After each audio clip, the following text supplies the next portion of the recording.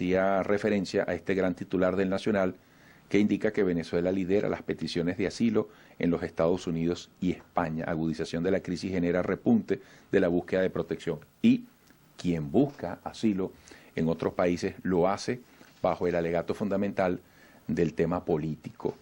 Tiene poco tiempo al frente de la Defensoría del Pueblo. ¿Qué piensa usted, por ejemplo, de lo que yo decía en la parte anterior?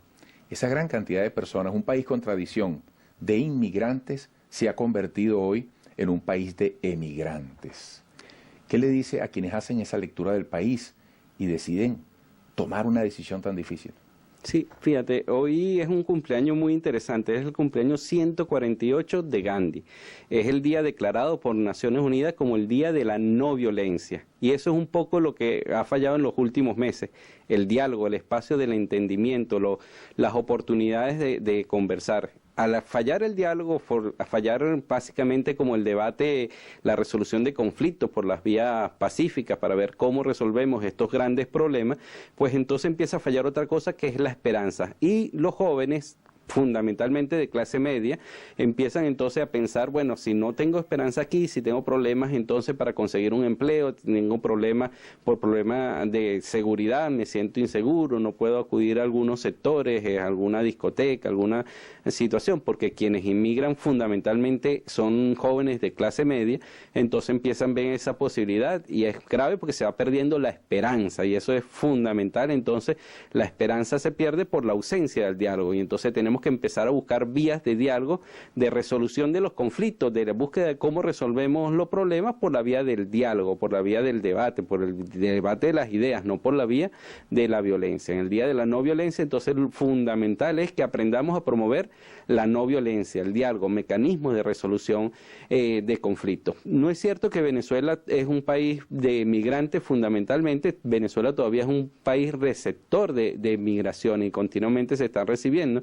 Según Naciones Unidas, todavía entonces tenemos un porcentaje muy grande. Venezuela es un país de acogida y hay gran cantidad de personas que están acudiendo a Venezuela pues, o por turismo. ¿Pero desde dónde? Yo no estoy hablando de turismo. Básicamente de los países vecinos, es decir, hay un sector de Guyana y un sector de Colombia que acuden a Venezuela. Cuando ves entonces la frontera, que a veces se dice, bueno, gran parte de la población venezolana de la frontera está saliendo. Uno revisa, bueno, están saliendo 36.000 personas diariamente y están ingresando 37.000, es decir, todavía el flujo de las personas que entran es mayor que las personas que salen, pero eso lo que pasa es que no se refleja en los grandes medios de comunicación o en los países que ponen como propaganda, bueno, que se han recibido mayor cantidad de personas que están solicitando asilo. Si lo comparas con Venezuela, es decir, Venezuela antes no tenía esa tradición de salir del país, sino temporalmente. Era, por ejemplo, gran parte de población clase media tuvo la posibilidad a través de diferentes mecanismos de becas, famoso Funda Ayacucho, que sigue todavía dando becas para estudiar en el exterior, que salieron temporalmente y después regresaron. Ahora están saliendo jóvenes ya graduados, fundamentalmente a buscar oportunidades de trabajo, siempre pensando regresar en otro momento al país, es decir, una migración ahora fundamentalmente de clase media, algunos por motivos políticos, gran parte por situaciones de inseguridad, y hay países que entonces si tú le das una excusa política o tú dices que estás huyendo por motivos políticos, te facilita entonces mecanismos de asilo.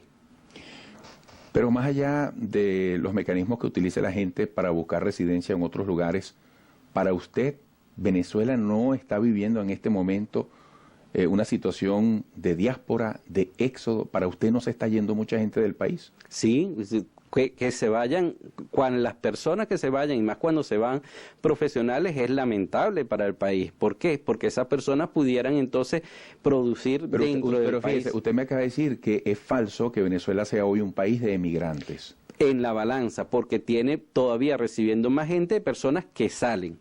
Por eso Naciones Unidas dice... Eso es un titular que usted acaba de dar. Ajá. O sea, el defensor del pueblo afirma que hoy en Venezuela es más la gente que viene a vivir acá que los venezolanos que se van. Sale. Exactamente. ¿Sobre qué basa usted una apreciación tan rigurosa? Sobre las estadísticas que te van dando los mismos países. Porque mucha gente, no voy a decir todo, mucha gente piensa lo contrario, siente lo contrario.